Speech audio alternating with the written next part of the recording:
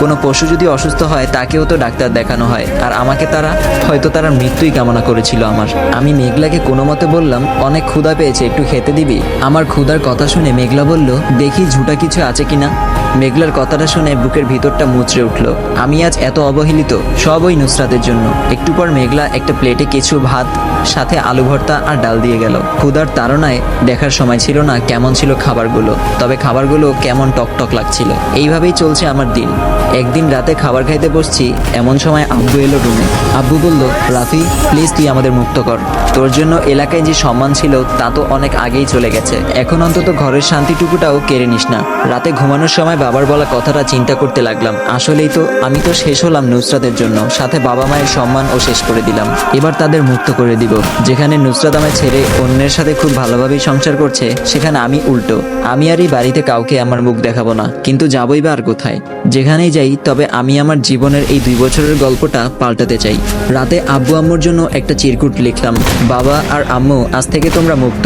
তোমাদের অবাধ্য সন্তান নামের কুলাঙ্গারকে আর দেখতে হবে না। জানি না আজ থেকে আমার কোথায় স্থান হবে, তবে মৃত্যুর পরও আমার লাশ তোমাদের সামনে আসবে না, এই প্রমিস করছি। জন্মের পর থেকে কতই না জ্বালিয়েছি তোমাদের, তবে আম্মু তোমার দুধের ঋণ ছাড়া বাকি সব ঋণ শোধ করে দিব যদি বেঁচে থাকি। মেঘলার জন্য একটা চিরকুট লিখে আসলাম। আসলে তুই না থাকলে আমি জানতেও পারতাম না আমি কতটা নিচু স্থানে বাস করতাম এই বাড়িতে।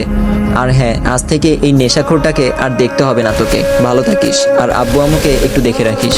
বাড়ি থেকে বেরিয়ে আসলাম, কিন্তু যাবোটা কোথায় এখন? যাওয়ার মতো বন্ধু বান্ধব বা আত্মীয় স্বজনও তো নেই। সেই ভোর থেকে হাঁটা শুরু করলাম। সন্ধ্যার দিকে প্রচুর ক্ষুধাও লাগছিল। হাতে একটা ঘড়ি ছিল নুসরাতের দেওয়া।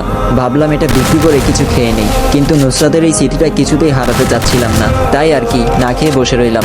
সন্ধ্যা ঘনিয়ে আসছে ক্রমশ, আর এইদিকে ক্ষুধাও বাড়ছে পাল্লা দিয়ে তার সাথে। তাই আরেকটু হেঁটে মসজিদের অজুখানা থেকে পানি খেয়ে নিলাম। রাত গভীর হওয়ার সাথে সাথে ভয় হচ্ছে আমার, আশ্রয় কি হবে রাতের? 1টার দিকে একটা বাড়ির গেট খোলা দেখা যায়। আমি ভাবলাম রাতটা এখানে কাটিয়ে দিই। সকালে ঘুম ভাঙলো একজন মহিলার ডাকে। এই ছেলে, এখানে ঘুমিয়ে আছো যে? তুমি কে, আর এখানেই বা ঘুমাচ্ছিলে কেন? রাফি বলল, আন্টি আমি আমার নিজের পরিচয় দেওয়ার মতো কিছু নেই।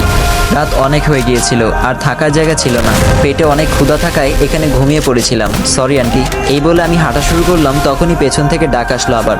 এই ছেলে শোনো। রাফি বলল, জি আন্টি বলুন। তোমায় দেখতে তো অনেক দুর্বল দেখা যায়, রাতে খেয়েছো কিছু?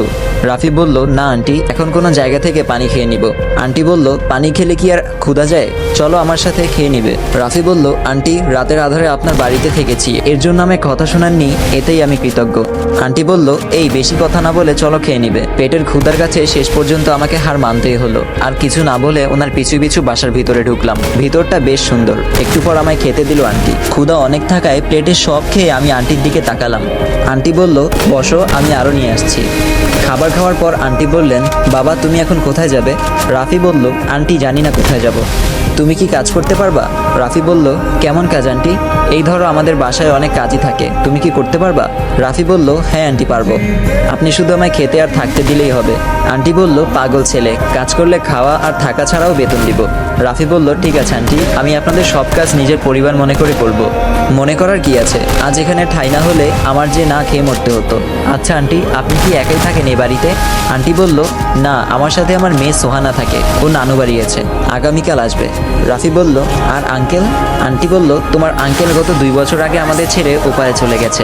রাফি বলল, সরি আন্টি, আমি না বুঝে আপনাকে দুঃখ দিয়ে দিলাম।